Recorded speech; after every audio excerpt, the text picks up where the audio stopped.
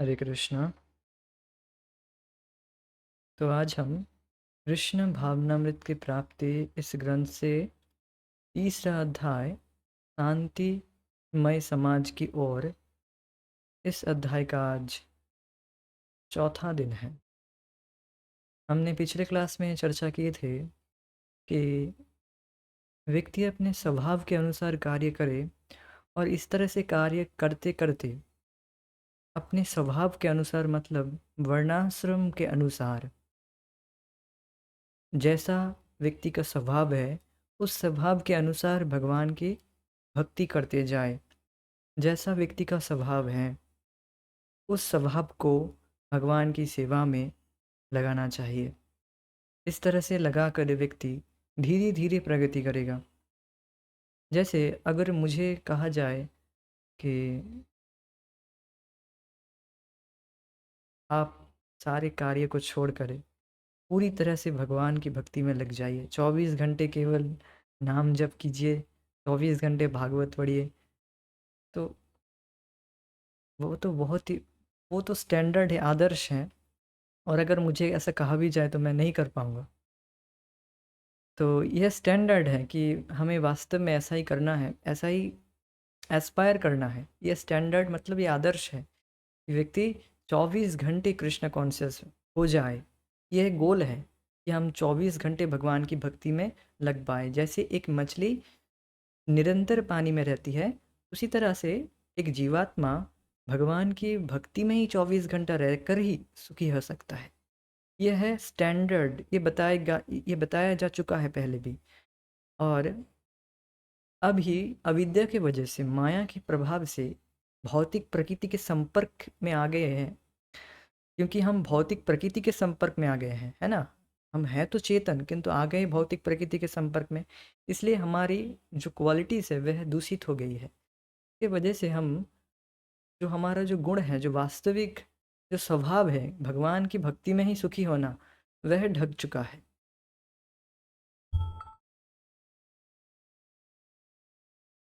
वह ढक चुका है। इसके वजह से हम एक कंडीशन, एक बद्ध अवस्था में है जिसमें हम समझ रहे हैं कि हम भौतिक भोग को भोग कर दुखी हो जाए। जैसे एक मछली अगर सोचे कि मैं मट्ठे में तैरूंगी या फिर किसी और लिक्विड में तैरूंगी तो मैं सुखी हो जाऊंगी, तो वह उसकी मूर्खता ही होगी। तो वह केवल ही पानी में ही रहकर सुखी हो सकती है। तो उसी तरह से हम भी भगवान की भक्ति में ही 24 घंटे भगवान की भक्ति करके ही सुखी हो सकते हैं। किंतु बट लेकिन अब कंडीशन, अब लेकिन क्यों है, लेकिन क्योंकि हम क्योंकि अनादिकाल से भोगों में पड़े हैं, इसलिए अगर हमें कहा जाए कि 24 घंटे आप निरंतर भगवान की भक्ति कीजिए, सब कुछ छोड़ दीजिए, ये सब घर बार छोड़ दीजिए, आप भगवान की भक्ति कीजिए, तो व्यक्ति सुनेगा तो बट, किंतु वह ग्रहण नहीं कर पाएगा। ही cannot do now, he cannot do it now. मतलब उसके लिए प्रैक्टिकल नहीं है ना। हमारे लिए, एटलीस्ट मेरे लिए प्रैक्टिकल नहीं है कि अगर मुझे कहा जाए कि आप सब कुछ छोड़ दीजिए, घर बार सब कुछ छोड़कर पूरी तरह से मंदिर ज्वाइन कर लीजिए, या फिर पूरी तरह से फुल टाइम के लिए, और और निरंतर भगवान के नाम जप कीजिए, 24 घंटे भागवत पढ़िए, तो इस तरह से अगर कहेंगे तो मैं कर नहीं पाऊँगा, उल्टा मैं माया में ही पड़ जाऊँगा। तो देख, इसीलिए बताया जाता है कि व्यक्ति अपने स्वभाव के अनुसार कार्य करे। स्वभाव मतलब, स्वभाव मतलब व्यक्ति का जो सहज एक इंक्लिनेशन है, एक रुझाव है किसी कार्य के प्रति। हर कोई व्यक्ति एक ही कार्य नहीं करता है। आप देखते हैं कोई किसान, कोई खेती करता है, कोई डॉक्टर होता है, कोई इंजीनियर, कोई शिक्षक होता है। आप देख सकते हैं कि हर व्यक्ति का एक अलग ही इंक्लिनेशन है। तो उसको अगर कहा जाए इस मुहूर्त में आप सब छोड़ दीजिए और आप पूरी तरह से भगवान की भक्ति कीजिए, तो उसके लिए ये प्रैक्टिकल नहीं होगा। तो इसीलिए वह अपने स्वभाव के अनुसार कार्य करे, साथ ही साथ भगवान की भक्ति, नाम जप और श्रवण कीर्तन करते रहे, और अपने स्वभाव के अनुसार उस कार्य से जो भी धन आता है उसको भगवान को अर्पित करते चले, भगवान की सेवा में लगाए। तो इस तरह से वह धीरे धीरे शुद्ध होगा और धीरे-धीरे वह खुद ही ये सब छोड़ देगा। मतलब इसमें उतनी इंटरेस्ट नहीं रहेगा, नहीं भी छोड़ेगा बट उसमें एक बुद्धि नहीं रहेगी कि इसके बिना मैं कैसे चलेगा, कि ये नहीं करूँगा तो मैं मेरा मेरा मेरा कैसे चलेगा? ये बुद्धि नहीं रहेगी। उसका जो डिपेंडेंस है, निर्भरता है, वह भगवान की भक्ति पर पूरी तरह से होगी। यद्यपि बाह्य रूप से वह कार्य करते दिखेगा, किंतु फिर भी वह उसका जो निर्भरता है, वह भगवान की भक्ति पर होगा और धीरे-धीरे वह भगवान की व्यवस्था से उसका जो भरण-पोषण है वह हो जाएगा, तो वह धीरे-धीरे वह भी छोड़ देगा, पूरी तरह से भगवान की भक्ति में लग जाएगा। तो वो एक पूर्ण दशा में है, एक बाद की दशा में है। किंतु अभी व्यक्ति के लिए प्रैक्टिकल ये है कि वह अपने स्वभाव के अनुसार कार्य करे और भगवान की भक्ति करते जाए, ये बात है। इस पर हमने चर्चा की थी। तो आज हम पढ़ते हैं, वास्तव में हमारा स्वरूप यह है कि हम आत्मा ब्रह्म हैं और हमें उसी मूल स्वरूप को जागृत करना है। यह हमारा मूल स्वरूप क्या है? हम आत्मा हैं, भगवान का अंश, भगवान के अंश हैं। समझ रहे हैं? भगवान कितने पवित्र हैं, वह कितने, उनमें जो गुण हैं वह पूरी तरह से इस भौतिक गुणों के परे हैं और वह बिल्कुल चिन्मय है, शुद्ध सत्वगुण में स्थित है, प्रकृति के गुणों के में नहीं है, शुद्ध सत्व में स्थित है पूरी तरह से। तो भगवान जितने, अब सोचिए भगवान कितने प्योर होंगे, तो कितने शुद्ध होंगे। उन शुद्ध भगवान को, भगवान के अंश हैं हम। तो इसीलिए व्यक्ति को समझना चाहिए कि हम इस भौतिक भोगों में पड़कर केवल ही दुख भोग रहे हैं और इस तरह से धीरे-धीरे ये जो रियलाइज़ेशन है, आत्म realisation, Brahma realisation and then धीरे-धीरे परमात्मा रियलाइज़ेशन, भगवत रियलाइज़ेशन, ये जो रियलाइज़ेशन है, वह ऑटोमेटिक होते जाएगा क्योंकि हम भगवत रियलाइज़ेशन के लिए प्रयास कर रहे हैं, भगवान को पाने के लिए। तो यह सारी जो उपलब्धियाँ हैं, ये सब स्वतः स्फूर्त रूप से प्रकट हो जाएगी। इसके लिए अलग से प्रयास नहीं करना पड़ता है। फिर व्यक्ति अपने से ही, अपने आप ऑटोमेटिक भगवान की भक्ति करते जाएगा। उसको उसको रोक टोक और कोई नहीं कर पाएगा, मीन्स, और देह उसको बाधा नहीं देगी। ये जो देह है हमें बाधा देती है, नींद आती है, कभी बहुत ज़्यादा नींद आ जाती है या कभी ज़्यादा सो जाते हैं, कभी ज़्यादा खा लेते हैं, तो हमें, हमारी जो भक्ति को ये बाधित करता है ये देह। किंतु जो इस तरह के ब्रह्मभूत अवस्था में पहुंच गया व्यक्ति, वह ना सोचती ना कांक्षती, ये सब नहीं करता है। यह है गोल, गोल मीन्स भगवान की प्राप्ति गोल है, यह सब स्वतःस्फूर्त रूप से प्राप्त हो जाएगी। इसके लिए अलग से प्रयास नहीं करना होता है। यह भौतिक जीवन एक व्याधिग्रस्त स्थिति है। जब हम ब्रह्म में स्थापित हो जाते हैं, तब हम फिर से हमारी स्वस्थ अवस्था में आ जाते हैं, जो हमें 100% तुरंत प्राप्त हो जाती है। तो देखिए क्या बताया जा रहा है। अब देखिए, हमें ये पता ही नहीं होगा कि हम एक बीमारी वाली सिचुएशन में हैं, तो व्यक्ति हम क्यों, नियम को क्यों पालन करेंगे? तो इसलिए पहले समझना ज़रूरी है कि हम एक बीमारी वाली स्थिति में हैं। जैसे बीमारी की अवस्था में हमें कुछ भी खाने के लिए, कुछ भी खाने-पीने में कोई रुचि नहीं रहती है, वैसे हम एक बीमारी की दशा में हैं, अर्थात इस भौतिक जगत में भौतिक वस्तु के संपर्क में आ गए हैं। हैं तो हम चेतन, देख सकते हैं कि हम चेतन प्राणी हैं, हमारे हमें चेतना है। बचपन से पढ़े हैं कि वस्तु में चेतना नहीं होती है और हम में, जीव में चेतना होती है। तो हम चेतन प्राणी हैं, तो आप प्रश्न कीजिए अपने आप को, तो फिर मैं इस अचेतन वस्तु में क्यों फँस गया?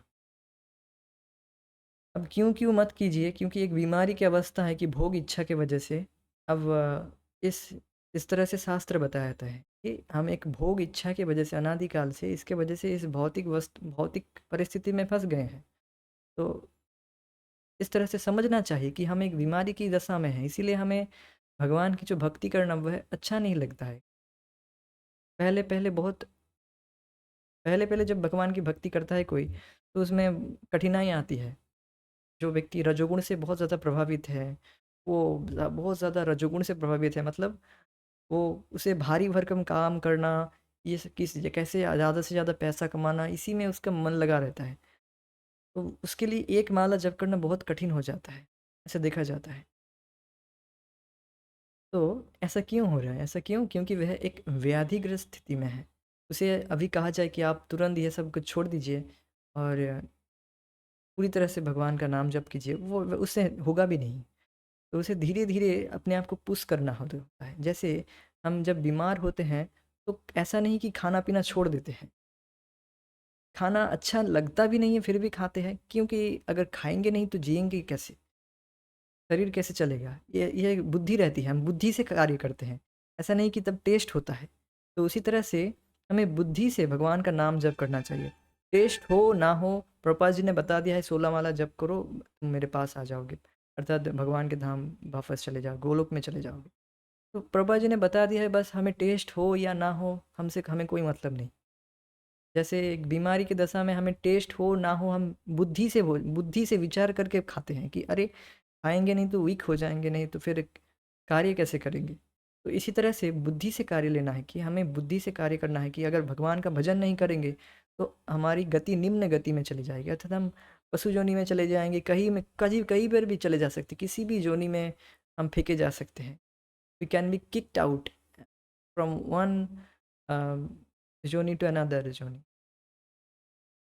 प्रकृति जो माया है, वह निरंतर हमें किक्ड कर रही है, मतलब क्या कहते हैं, हाउ टू से इट, किक्ड, लाथी इज जो भी हो, प्रकृति हमें निरंतर प्रताड़ित कर रही है। ये प्रताड़ित शब्द मैं यूज़ कर देता हूँ किक्ड आउट की जगह में, ये भी अच्छा वर्ड है। प्रताड़ित कर रही है मतलब प्रकृष्ट रूपे न ताड़ित, बहुत अच्छे से एक योनि से दूसरे योनि में फेंक रही है। ये फेंकना, ये वर्ड ठीक है। ठीक है, तो आप देख सकते हैं कि ये बच्चा जो है लात मार रही है, यस, लात मार रही है। ठीक है, तो जब हम ब्रह्म में स्थापित हो जाते हैं, इसका मतलब क्या है? ब्रह्म में स्थापित होना मतलब, देखिए, ब्रह्म में स्थापित होना मतलब अपने स्वरूप को पहचान लेना। आपको पता है, आपको अगर प्रश्न पूछा जाए आप कौन हैं, तो आप कहेंगे हम गुप्ता जी हैं, हम पांडे हैं। अब इस तरह से कहेंगे, तो किंतु आप इस शरीर में आप गुप्ता जी हैं या पांडे जी हैं, किंतु ये शरीर जब छूट जाएगा तब आप क्या रहेंगे? क्या इस शरीर से पहले आप क्या थे? कुछ और टाइटल था, कुछ और परिवार में, आप कोई और परिवार में जन्मे हुए थे। तो आप देख सकते हैं कि जो उपाधि है, ये बस उपाधिगत रूप से हम ये हमारी जो टाइटल उसको बताते हैं। तो यह वास्तव में हमारी और हमारा स्वरूप नहीं है। हमारा स्वरूप क्या है? कृष्ण, जीवेर स्वरूप है कृष्ण नित्य दास। जीव का स्वरूप है कि वह कृष्ण का, भगवान कृष्ण का नित्य दास है। यही ब्रह्म, इसी को कहते हैं ब्रह्म में स्थित होना, मतलब अपने स्वरूप को पहचानना कि मैं भगवान का अंश हूँ और मेरा ये कर्तव्य है, मेरा ये ड्यूटी ही है। There is no choice. जैसे पापा जी पहले ग्रंथ में, कृष्ण की और पुस्तक में पहले अध्याय में ही बताते हैं, ये हाथ का ये स्वतःस्फूर्त रूप से, इसको कुछ कहना नहीं पड़ता, ये ऑटोमेटिक देह की सेवा करता है।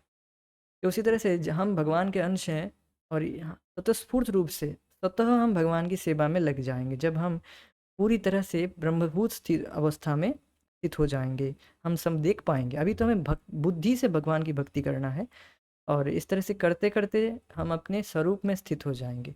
अब समझ पाएंगे कि हमारा स्वरूप क्या है। हम फिर से हमारी स्वस्थ अवस्था में आ जाते हैं, जो हमें 100% तुरंत प्राप्त हो जाती है। जब हम श्री कृष्ण की सेवा करते हुए भौतिक प्रकृति के 3 गुणों से परे हो जाते हैं, तब हमारी स्थिति क्या होती है? अब एक प्रश्न उठाया जा रहा है। अच्छा, फिर जब हम भौतिक प्रकृति अर्थात अविद्या से मुक्त हो जाते हैं, माया से मुक्त हो जाते हैं, फिर क्या हम भगवान बन जाते हैं? हमारी अवस्था क्या होती है?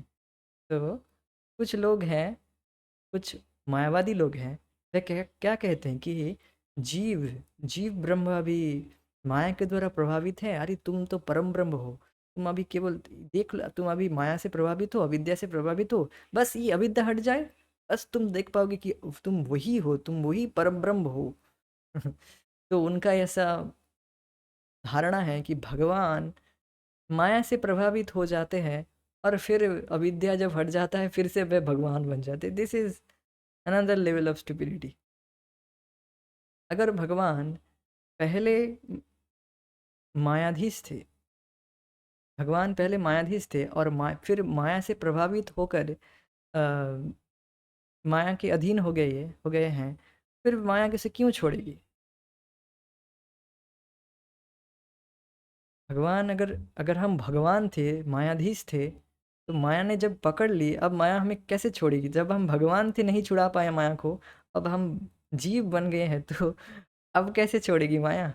तो ये बिल्कुल मूर्खता वाली इनकी थ्योरी है, जो मायावादी लोग हैं इस तरह से कहते हैं, क्योंकि वो बस उनको पता नहीं है इस विषय में, और कुछ भी कहते हैं इस तरह से। और भगवान के विषय में, भगवान को जो सुंदर स्वरूप है, भगवान उनके सुंदर स्वरूप को काटते हैं, और भगवान बनाने के लिए लोगों को उत्साहित करते हैं कि तुम देखो, तुम्हें देखिए भगवान बनने का जो आइडिया है वह जीव में है। कैसे है आप देख सकते हैं, जो अभी परिवार बनाने की जो धारणा है कि हम अपने परिवार से सुखी रहेंगे, सटेल होकर सुखी हो जाएंगे, तो ये धारणा कहाँ से आती है?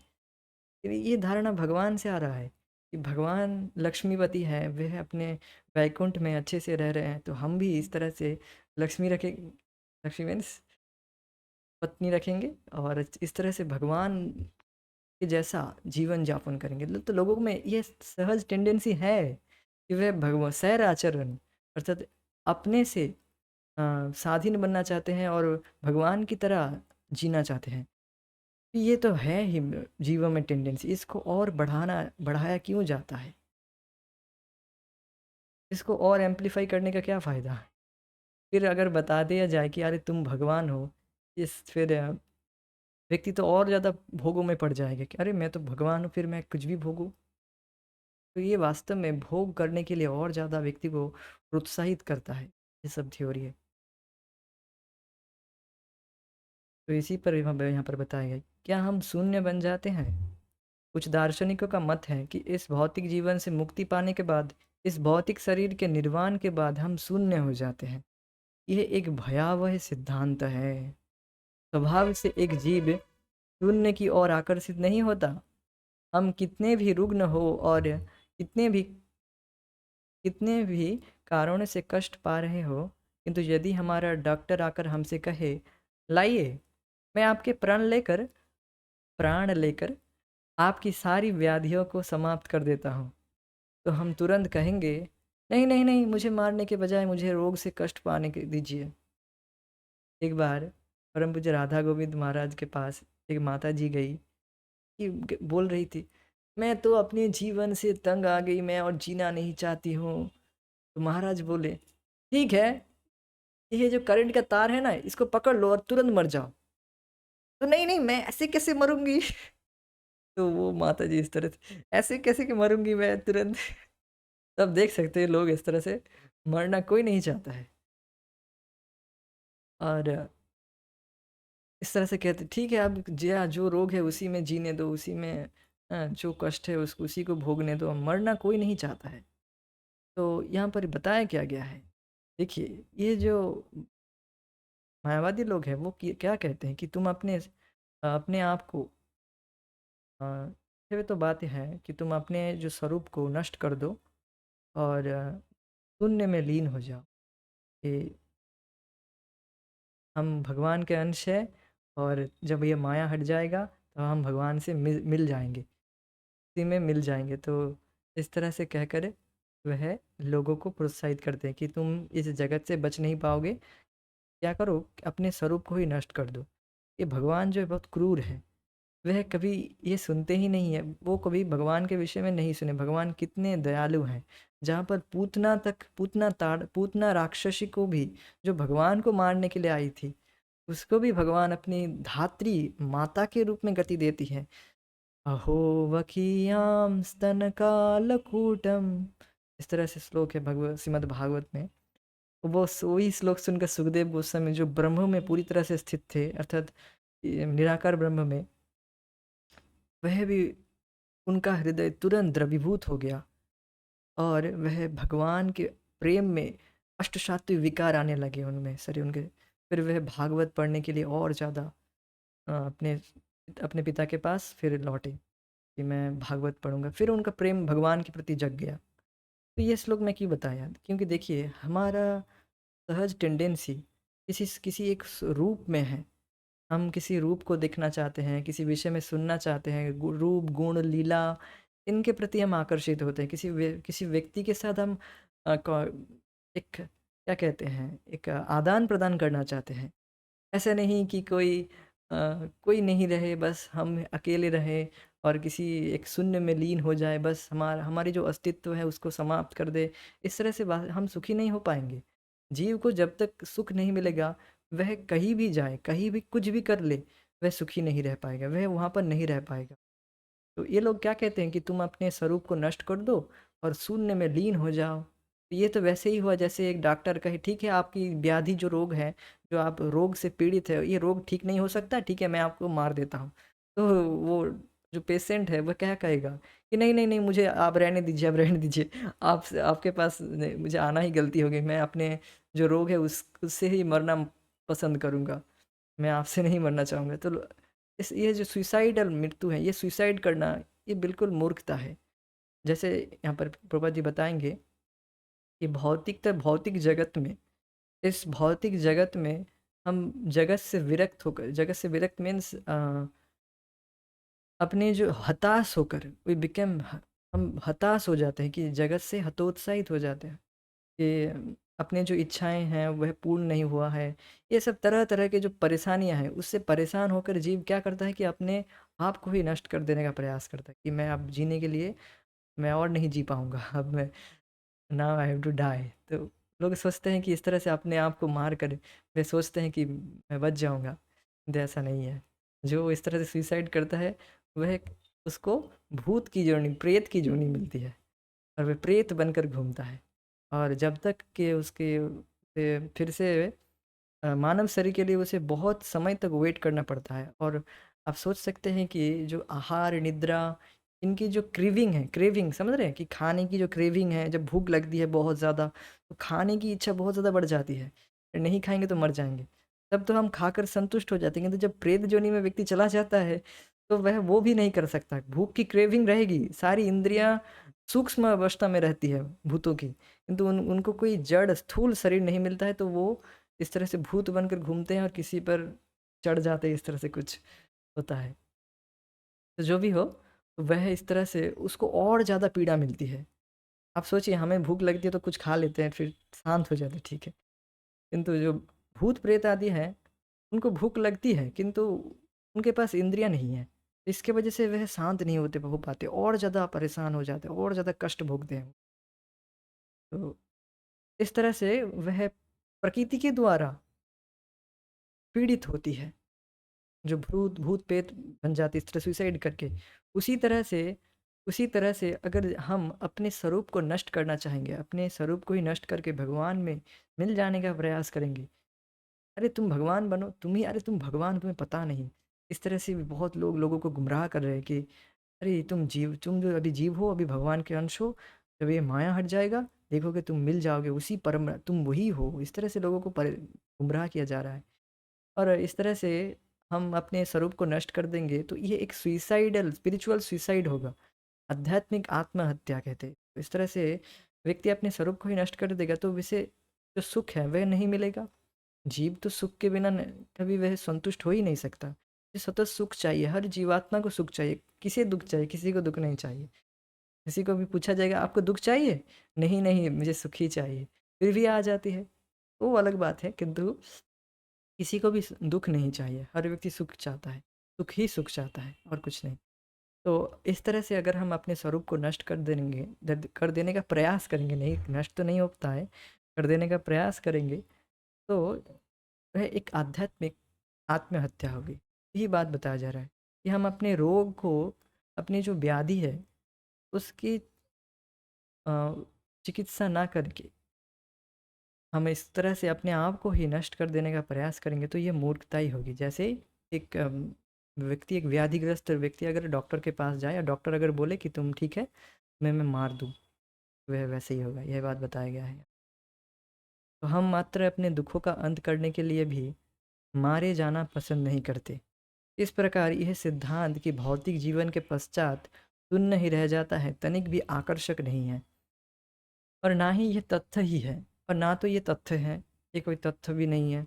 हम सच्चिदानंद विग्रह अर्थात सनातन, आनंदमय और ज्ञानमय हैं। हम कभी मरने वाले नहीं हैं, और सदा आनंद में रहने वाले हैं, और सदा ज्ञान में स्थित रहने वाले हैं। ज्ञान क्या है? कि हम भगवान के अंश हैं, इस ज्ञान में स्थित रहते हैं। और अभी हम इसके विपरीत स्थिति में हैं, क्योंकि हम भौतिक संपर्क में आके दूषित हो गए, हमारी चेतना दूषित हो गई है। इसीलिए हमें इसके विपरीत असनातन, जो सनातन नहीं है, अर्थात मरणशील, हम म्रियमाण हैं, निरंतर मर रहे हैं, इस तरह से एक सिचुएशन में आ गए, और निरंतर दुखमय स्थिति में पड़ गए हैं, और अज्ञान में हैं। तो इस तरह से एक बीमारी की दशा में हैं हम, है ना? जो जीव, जो हम सभी जीवात्मा पूरी तरह से सनातन है, कभी मरने वाले ही नहीं है, हमें मरना पड़ रहा है। तो इसी तरह से व्यक्ति को समझना चाहिए, एक मनन करना चाहिए।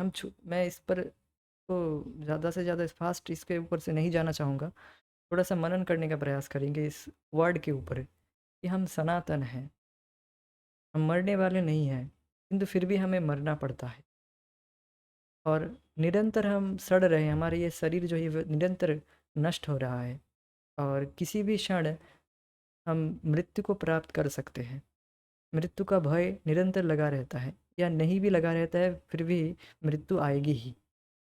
अगर आपको मृत्यु का भय नहीं है, फिर भी मृत्यु आएगी ही। मृत्यु सर्वहरश्चाहम।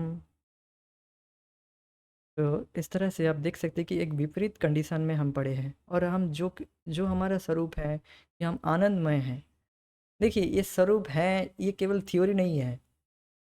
आपको अगर प्रश्न किया जाए, आप मरना चाहते हैं? नहीं नहीं, ऐसे कैसे मर जाओ?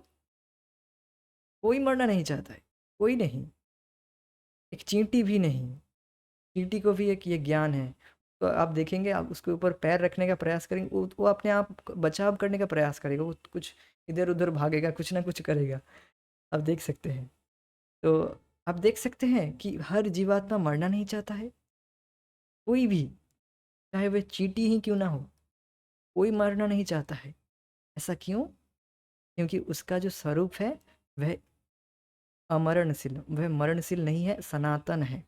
इसीलिए यह है, इसीलिए कोई जीवात्मा मरना नहीं चाहता है, किंतु मरना पड़ता है। तो व्यक्ति को समझना चाहिए, इस पर विचार करना चाहिए। This is amazing. इस पर विचार करना चाहिए कि हम मरणशील नहीं हैं, किंतु हमें मरना पड़ रहा है, तो हम एक व्याधिग्रस्त स्थिति में हैं। हमें इस व्याधि रोग को ठीक करने के लिए सही वैद्य के पास जाना है। और सबसे सद्वैद्य शिल प्रभुपाद जी हमको तरीका बता रहे हैं। क्या? इस तरह से हम इस रोग व्याधिमय स्थिति से ऊपर जा सकते हैं, ठीक हो सकते हैं। हरे कृष्णा कृष्ण कृष्ण हरे हरे, हरे राम राम राम हरे हरे। हरे कृष्ण महामंत्र का जप करते करते निरंतर नाम जप करना है, अर्थात नित्य रूप से भगवान का नाम जप डेली करना है। एटलीस्ट एक समय निर्धारित कर देना है, जिससे हम सनातनत्व को प्राप्त कर सकते हैं। भागवत, श्रीमद् भागवतम, श्री प्रभुपाद जी के जो बुक्स हैं उनको पढ़ना है। उनको अगर नहीं पढ़ेंगे तो हम उसी जीवन में, जिस जीवन में हम निरंतर अनादिकाल से भोग रहे थे, दुख में पड़े थे, उसी में फिर से पड़ जाएंगे। अरे ये इसमें तो ये नाम जप कर रहे, कुछ नहीं हो रहा है, कुछ नहीं हो रहा है। किंतु वास्तव में हो रहा है, कुछ समझ नहीं, अब हमें समझ नहीं रहा है, हम समझ नहीं पा रहे, इसका मतलब ये नहीं कुछ नहीं हो रहा है। वह दिखेगा कैसे? वह दिखता है कैसे? वो मीटर दिखेगा कहाँ? शास्त्र पढ़कर, प्रभुपाद जी के ग्रंथ सुनकर, पढ़कर, तब हम इस भक्ति के अर्थात सनातनत्व के जो पथ में, उसमें स्थित रहेंगे। कि हाँ ठीक, इस तरह से हम सुनेंगे जब। नहीं तो देखिए, अब हम सुनते ही नहीं भगवान के विषय में, इस तरह से हम विचार ही नहीं करेंगे। अरे मैं तो सनातन हूँ, मैं एक बीमारी की दशा में हूँ, मुझे भगवान का नाम जब अच्छे से करना है, दृढ़ता से करना है, मुझे इस बीमारी से ठीक होना है, ये एंग्जाइटी रहनी चाहिए। ये एंग्जाइटी जब रहेगी तभी हम प्रगति कर पाएंगे। ये नहीं, अब अरे गुरु जी ने अब माला दे दिया, अब करना है, अब ठीक है, ठीक चलो, अब क्या करें, अब ये इस तरह से नहीं होता है भजन। You have to do nice effort, you have to give the nice effort it. अच्छी से घिसेंगे किसी एक अ, किसी एक तलवार में जब जंग पड़ जाता है, उसको अच्छे से घिसेंगे तो तब वह बिल्कुल धारदार होगा। इस तरह से अपने आप को, अपने जो चेतना रूपी दर्पण है उसको अच्छे से घिसेंगे तब ना ये चमकेगा अपने आप को, फिर आप देख पाएंगे कि मैं हूँ कौन। किसी किसी दिन अच्छे से जप हो जाता है, आप देख सकते हैं कि अरे आज का दिन कितना अच्छा चल रहा है, और भगवान के अच्छा, मन बहुत सुंदर शांत रहता है, और अच्छा चलता है सब कुछ, भगवान में मन लगता है, सब कुछ होता है। तो आप देख सकते हैं ये प्रैक्टिकल है। आनंद में रहते हैं, थोड़ा बहुत आनंद की स्थिति में रहते हैं, शांत रहते हैं, एटलीस्ट शांत रहते हैं, मन शांत रहता है, ये आप देख सकते हैं। और ज्ञानमय, अब ज्ञानमय का मतलब क्या है? अब हम पड़े हैं अज्ञान में। अज्ञान है क्या? कि भौतिक वस्तु से सुखी हो जाएंगे वस्तु को प्राप्त होकर, ये अज्ञान है। अब इस ये अज्ञान से व्यक्ति धीरे धीरे मुक्त होता है नाम जप के द्वारा। धीरे धीरे व्यक्ति नाम जप करता रहेगा तो ये जो तीन गुण हैं, ये स्वतः स्फूर्त रूप से वह अपने गुण को प्राप्त कर लेगा, जो गुण केवल ढका हुआ है भौतिक भोगों, बहुत अविद्या के वजह से। ये बात है। तो इस तरह से ये समझना बहुत ज़रूरी है कि हम एक बीमारी की दशा में हैं, हमें ठीक होना है। तो हम उन परम भगवान के अंश हैं, भगवान सच्चिदानंद सच्चिदानंद विग्रह हैं। हम लोग गुण की दृष्टि से उनसे अभिन्न हैं। समुद्र समुद्र के जल की एक बूंद चाहे कितनी भी छोटी क्यों ना हो, उतनी ही खारी होती है जितना कि पूरा समुद्र। तो जो खारापन है, खारापन का जो गुण है, वह सेम ही होता है क्वालिटिवली। वी आर क्वालिटिवली अर्थात गुणवत्ता में हम भगवान से, भगवान के समान हैं गुणवत्ता के रूप में। गुण, ये बात बहुत ध्यान से रखिएगा, ये सिद्धांत में गड़बड़ हो जाएगा तो सब कुछ गड़बड़ हो जाएगा। सिद्धांत तो क्या है कि हम गुण से, गुणवत्ता के अनुसार भगवान के समान हैं, किंतु जो मात्रा के अनुसार हम अणु हैं और भगवान है विभु। जैसे सोने का खादान और एक सोने का कण कण नहीं, कण क्वालिटिवली एक है, किंतु जो मात्रा के दृष्टि से भगवान विभु हैं, अनलिमिटेड विभु हैं, हम अणु हैं, वी आर नथिंग, इनसिग्निफिकेंट। तो इसीलिए हम इनसिग्निफिकेंट है, हमें जिस भी कोई भी सेवा में हम लगेंगे तो भगवान उसको अप्रिसिएट करते हैं, अरे हाँ ये मेरी सेवा में लगा है, कैसे भी। तो इसी प्रकार भले ही हम केवल सूक्ष्म अणु आत्मा क्यों ना हो, हमें भी वे सभी गुण विद्यमान हैं जो परमात्मा में हैं, जो भगवान में हैं। हमारे शून्य होने का तो कोई प्रश्न ही नहीं उठता, क्योंकि एक जीवात्मा के रूप में हमारे आध्यात्मिक गुण धर्म अपनी अनंत विविधता में वही है जो भगवान के हैं। वैराइटीज़, हमने पिछले क्लासों में चर्चा किए थे कि वैराइटीज़ विविधता है, हम विविधताओं को चाहते हैं। ये नहीं कि कुछ कुछ कुछ वैराइटीज़ ही नहीं रहे जीवन में, बस सूखा सूखा सब कुछ, ऐसा नहीं चाहते। सब कुछ चाहते हैं, कीर्तन, कथा कीर्तन, प्रसादम एंड अदर सेवाएं भी, सब कुछ होना चाहिए। ऐसा नहीं कि एक ही कार्य दिन भर करते रहे, ये भी नहीं चाहते। हम विविधता चाहते हैं जीवन में। अब देख सकते हैं कि हम निरंतर चेंज करते हैं। हमारी बात छोड़ दीजिए, जो भौतिकतावादी लोग हैं, वे भी तो चेंज करते रहते हैं। टीवी जब देखते हैं, ये चैनल तो वो चैनल चेंज करते रहते हैं। क्यों क्यों और देखते हैं कौन से पैकेज में ज़्यादा चैनल आते हैं। विविधता चाहते हैं जीवात्मा। ऐसा नहीं कि शून्य में, कुछ शून्य में मिल जाना चाहते, कोई नहीं चाहता है, ये बिल्कुल मूर्खता है। कुछ कुछ गणे गिने चुने लोग हैं, वो लोगों को इस तरह से विभ्रांत कर रहे हैं कि अरे और उसमें भी लोगों का विश्वास हो रहा है कि हाँ शून्य में मिल जाएंगे। देखिए, तो जो भगवान के हैं और जो ये विविधताएं हैं, विविधता भगवान में है। भगवान, अब ये विविधताएं हमें भगवान में ढूंढना चाहिए, तभी हम सुखी हो पाएंगे। अब जो भी एंटरटेनमेंट चाहते हैं, स्पोर्ट्स, न्यूज़ और फ़िल्म आदि जो भी चाहते हैं, जो भी चाहते हैं एनीथिंग आप श्रीमद् भागवतम पढ़िए, उसमें आपको सब मिलेगा। किंतु यदि इस भौतिक जीवन में निराशा के कारण हम आत्महत्या कर लें, तो उससे हमारे दुखों का अंत नहीं होता, अपितु हम दूसरे दुखों को उत्पन्न कर लेते हैं।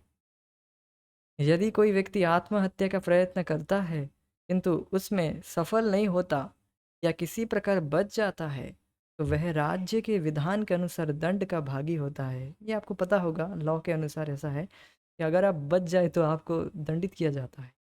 तो वैसे ही उसी प्रकार प्रकृति के नियम आत्महत्या को एक अपराध का कृत्य मानते हैं। हमारे इस भौतिक जीवन का अंत अंततः केवल केवल एक अंततः सच्चे आनंदमय जीवन को प्राप्त करने के उपरांत ही हो सकता है। हमें केवल हताशा के कारण इस जीवन के दुखों का अंत करने का प्रयत्न नहीं करना चाहिए, अभी तो हमें ऐसे कार्यों में संलग्न होना चाहिए जो हमें आध्यात्मिक जीवन की उच्चता प्रदान करे। मानव समाज में 4 वर्णों की रचना भगवान श्री कृष्ण द्वारा उन्नति की इस विधि को सरलता से प्राप्त करने के लिए की गई है।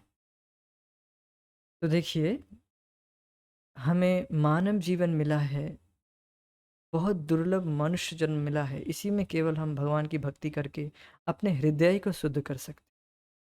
इसी मानव जीवन में ही हम भगवान के तत्व को समझ सकते हैं, भजन कर सकते हैं, अपने आप को, अपने चेतना रूपी दर्पण को साफ कर सकते हैं जो अनादिकाल से ढका हुआ है। तो इसलिए अपने जीवन को किसी भी कारण में, एनी एनी एनी कोई भी कारण, आप चाहे कुछ भी किए हो, अब छोड़िए उसको, बस अब ड्रॉप कीजिए, अब भगवान की भक्ति में लग जाएं, क्योंकि आप अभी से जो भी हो गया है, बस that is, don't worry about it. बस भगवान की भक्ति करते जाइए, सब ठीक हो जाए। क्योंकि कोई भी भौतिक स्थिति वह टेम्पररी है और वो निरंतर परिवर्तनशील है, उसमें वो रिलेटिव है। जो वास्तविक स्थिति, आप भगवान की भक्ति करते जाएंगे तो ये सब कुछ कोई दिक्कत नहीं देगा, कोई फ़र्क नहीं पड़ेगा आपके जीवन में। और जो भी हताशा का जो कारण है, वो टेम्पररी है। वो हताशा अभी बस अविद्या के कारण हम सोच रहे हैं कि वो हम दुखी हैं, ये है, वो है, फलाँ है, फलाँ ढिमका, इस तरह से सोच रहे हैं। वास्तव में ये सब कुछ नहीं, सब कुछ ठीक हो जाएगा। अब एक समय जब जब हम देखते हैं कि हम बीमारी से ठीक हो जाते हैं, तब हमें पता भी नहीं रहता कि हम एक समय बीमार थे। मैं तो, आपको सभी का ये रिलेशन है, ये एक समय हम बीमार थे, जब हमारी कोई बीमारी होती है, ठीक हो जाते हैं तो को भूल जाते हैं क्या हमारी बीमारी थी कुछ। इसी तरह से जब आप देखेंगे भगवान, आध्यात्मिक जीवन को प्राप्त कर लेंगे, भगवान की भक्ति से बिल्कुल स्थित हो जाएंगे कृष्ण भावनामृत में, तो आप देखेंगे कि आप एक समय अविद्या से ग्रसित थे, वो भी भूल जाएंगे। अभी अब इसी जीवन के बारे में बोल लीजिए, पूरी तरह से शुद्ध होने के लिए तो वो देर है। अभी आप देख लीजिए, अभी जो आप जीवन निर्वाह कर रहे हैं, भगवान के भक्तों की बात कर रहा हूँ मैं, कि भक्त लोग जो जिस तरह से जीवन यापन कर रहे हैं, साधना कर रहे हैं, साधक को भी, वह आप देख सकते हैं कि हम वो एक पिछले जीवन, मतलब इस जीवन में कुछ साल पहले जो कि जिस तरह से जीवन यापन कर रहे थे, उसमें उसके उसके विषय में सपना भी नहीं आता। कभी आ जाता है, कभी आता है नहीं, मुझे कभी नहीं आता है। उसके विषय में कभी सपना भी नहीं आता है कि वो कार्य करे फिर से, संकल्प भी नहीं आता है, सपना तो दूर की बात है। तो अभी बोल रहा हूँ तो याद आ रहा है, याद भी नहीं है, कुछ याद नहीं है, सब कुछ कुछ याद नहीं है, मैं सर मतलब उतना कुछ धुंधला धुंधला सा। तो आप भगवान की भक्ति करेंगे, वो सब कुछ मार्जन हो जाएगा। चेतो दर्पण मार्जनम भव महादावाग्नि निर्वापनम। निर्वापन means everything will be erased. अब इसका मतलब ये नहीं कि आप ये सब पाप नष्ट करने के लिए, ये सब दुर्गुण को नष्ट करने के लिए भगवान की भक्ति कीजिए, ये नहीं है। और इसके लिए हम भगवान की भक्ति करते भी नहीं, हम अपने हृदय को शुद्ध करना चाहते हैं और भगवान के प्रेम को जागृत करना चाहते हैं। बस आप देखते जाइए कि वो सारी जो दुर्गुण हैं, वो ऑटोमेटिक कब गायब हो गया पता भी नहीं चलेगा। अरे! ये दुर्गुण था एक समय, मैं तो इसमें पड़ा ही था, इसके बिना तो मैं ए एक दिन भी नहीं चलता था, मैं कुछ खा ही नहीं पाता था। अब खाने-पीने की बात जब कहे, ये आइटम नहीं होता तो मैं खा ही नहीं पाता था। अब देखिए उसके विषय में अंकल भी नहीं आता कभी, दिमाग में आता ही नहीं कि अरे ये खाना भी होता है, ये खाना था, ये तो दिस इज टूल ओनली, मल है केवल, इसको हम खा रहे थे। हम्म, परम पूज्य राधा, परम पूज्य गौर गोविंद महाराज कहते हैं, भक्ति के आने से पहले, भक्ति में आने से पहले हम केवल टूल्स खा रहे थे, तो मल खा रहे थे, we are eating only tool.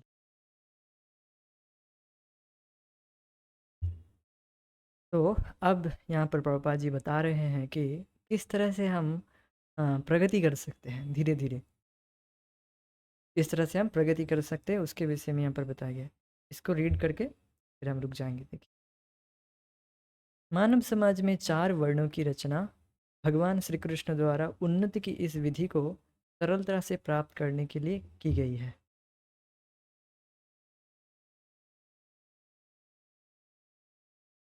हाँ, ठीक है। मानव समाज में 4 वर्णों की रचना भगवान श्री कृष्ण द्वारा उन्नति की इस विधि को सरलता से प्राप्त करने के लिए की गई थी। तो ये जो 4 वर्ण हैं, ब्राह्मण, क्षत्रिय, वैश्य, शूद्र, इनकी जो रचना की गई है, ये रचना इसलिए की गई है क्योंकि हम अपने स्वरूप को ब्रह्मभूत के स्तर तक पहुंचने के लिए ये वर्णाश्रम है कि इस तरह से व्यक्ति प्रैक्टिकली स्वभावतः अपने स्वभाव के अनुसार कार्य करते हुए भगवान की भक्ति करते रहे, और वह भगवान को प्राप्त कर लेगा, अपने स्वरूप को, अपने स्वरूप में स्थित हो जाएगा। ये सरल विधि है।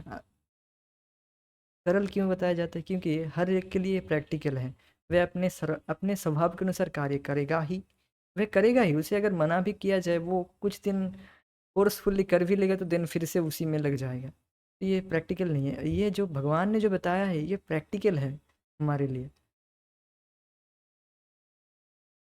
जिस प्रकार एक विद्यार्थी निम्न श्रेणी से उच्च स्नातकोत्तर श्रेणी में पहुंचता है, उसी प्रकार 4 वर्णों चतुर्वर्ण्यम का कर्म विभाजन हमें चेतना के निम्नतम स्तर से उठाकर श्री कृष्ण चेतना के उच्चतम स्तर तक ले जाने के लिए किया जाता है, अर्थात पूरी तरह से कृष्ण भावना अमृत, कृष्ण भावना भावित होने के लिए किया जाता है।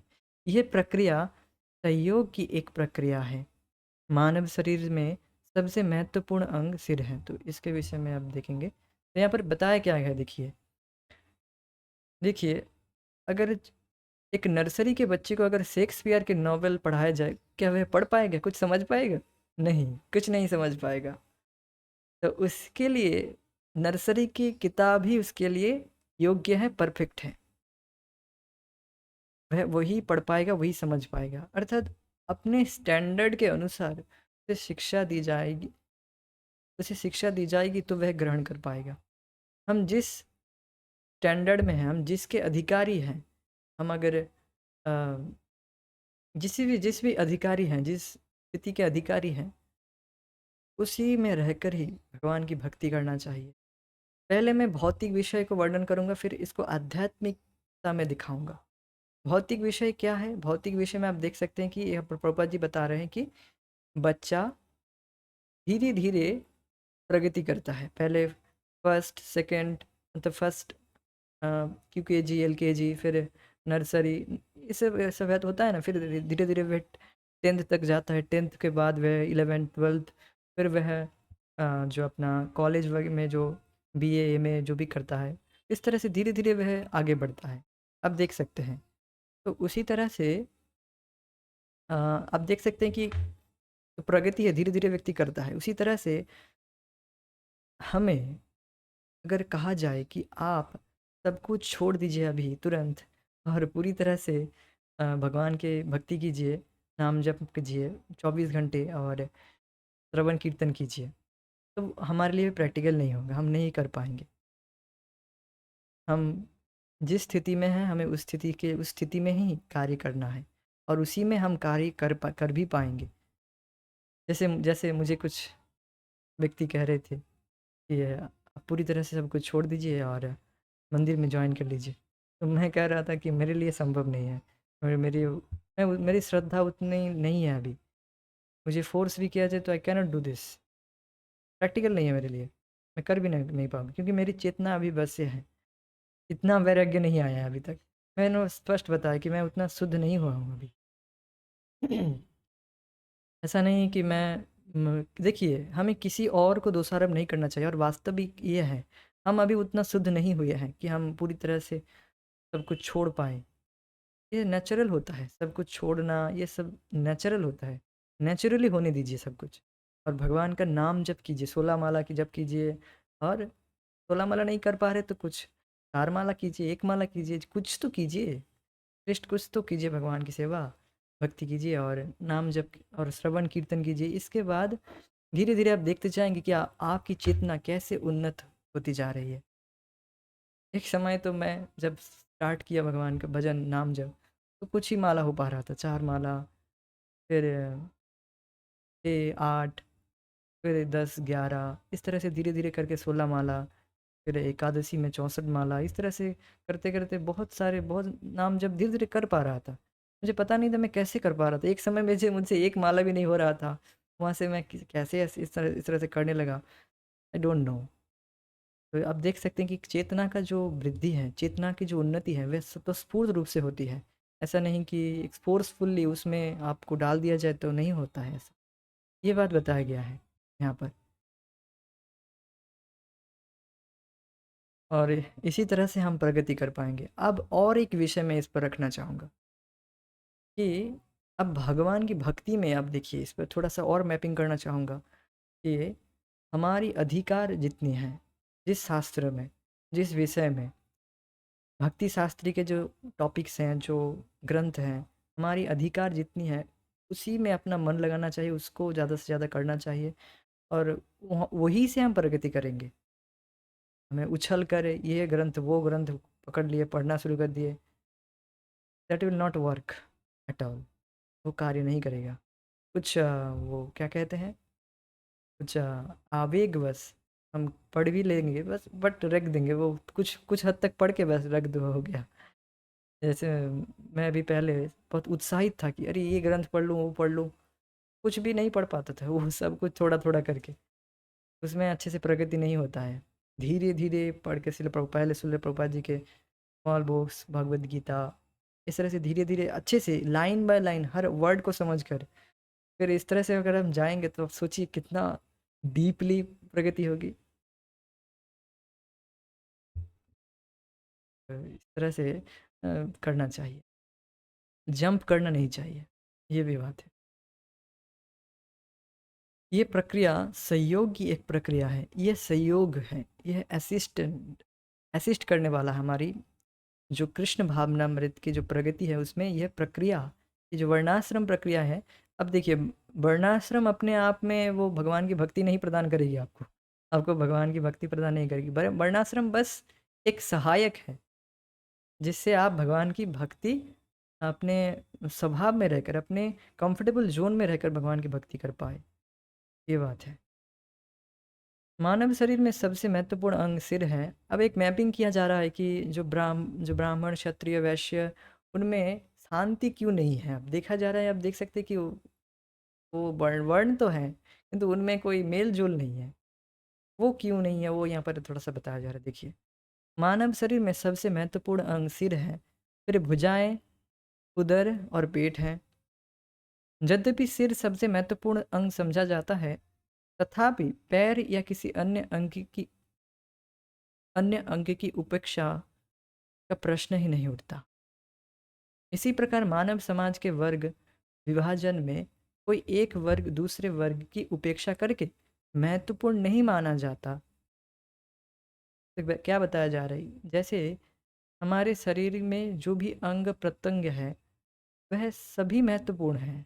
ऐसा नहीं है कि पैर, अरे ये पैर तो नीचे है, इसको काट दो, ऐसा आप नहीं कह सकते। हर एक अंग हमारे लिए महत्वपूर्ण है, हर एक अंग, चाहे वह एक जो छोटी उँगली के जो नाखून भी क्यों ना हो, वो भी टूट ना जाए, वो भी टूट ना जाए। तो इस तरह से आप देख सकते हैं कि एक ममत्व है। कोई भी अंग, कोई भी एक पार्ट भी हमारे लिए क्या कहते हैं? हमारे लिए हर एक पार्ट हमारे लिए महत्वपूर्ण है।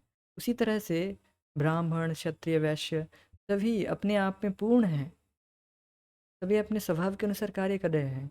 इस तरह से अगर व्यक्ति शास्त्र नहीं सुनेगा तो वो सोचेगा कि अरे मैं ब्राह्मण हूँ, मैं सबसे ज़्यादा, सबसे हाईएस्ट क्लास का हूँ, आई एम फर्स्ट क्लास।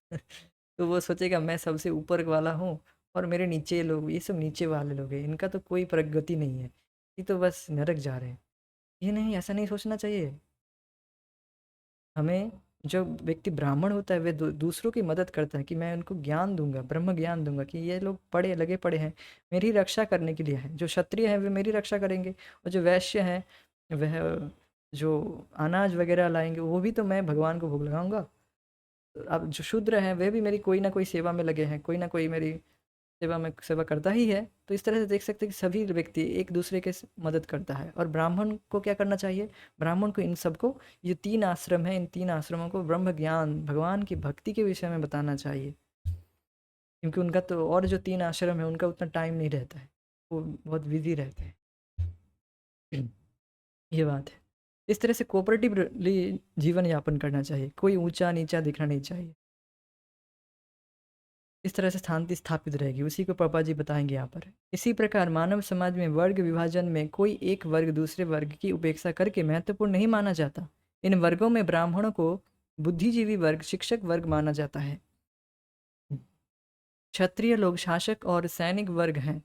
वैश्य लोग व्यापार, व्यवसायी और कृषक वर्ग हैं। शूद्र लोग सामान्य श्रमिक हैं।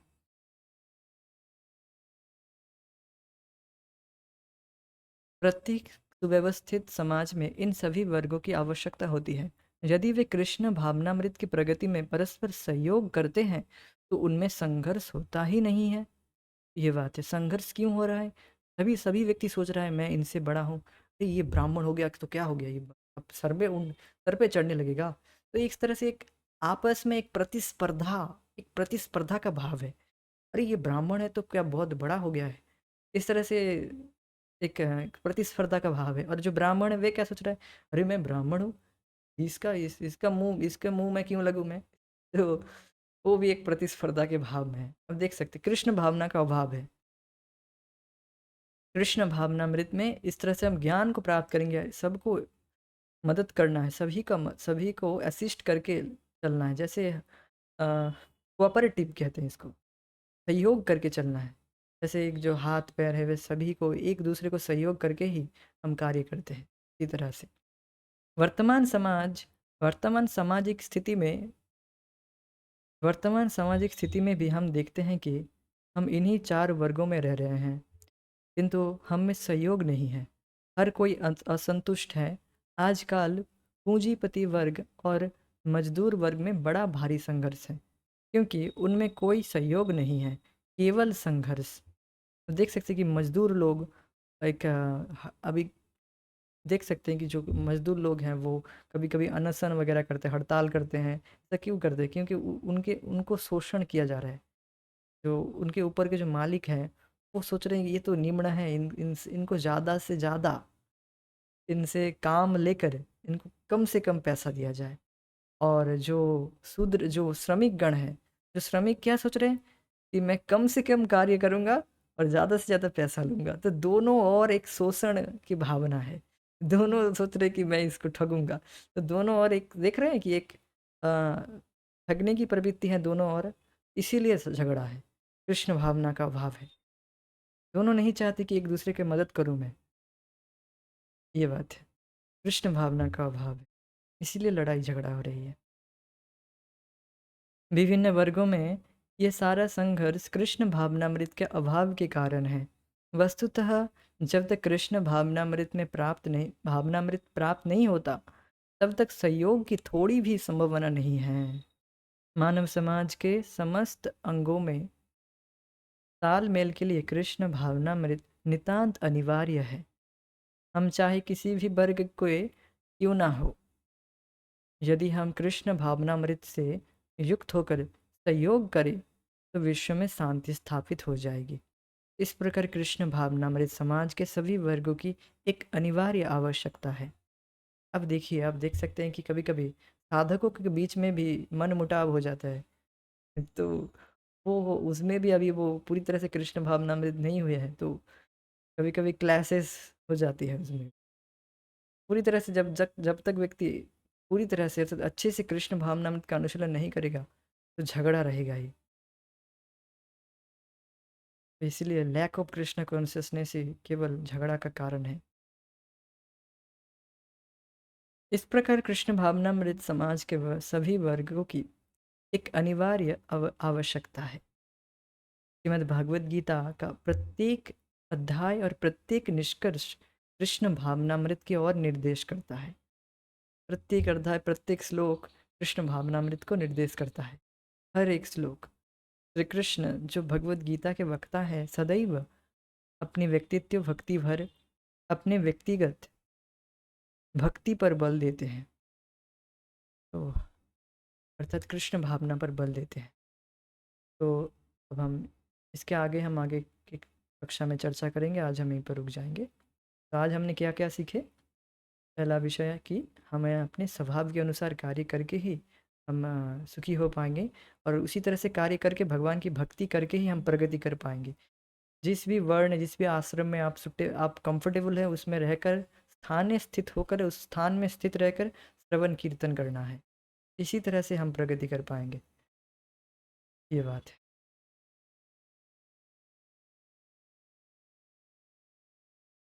ठीक है। हरे कृष्ण। जय श्रील प्रभु। जय गौर प्रेम।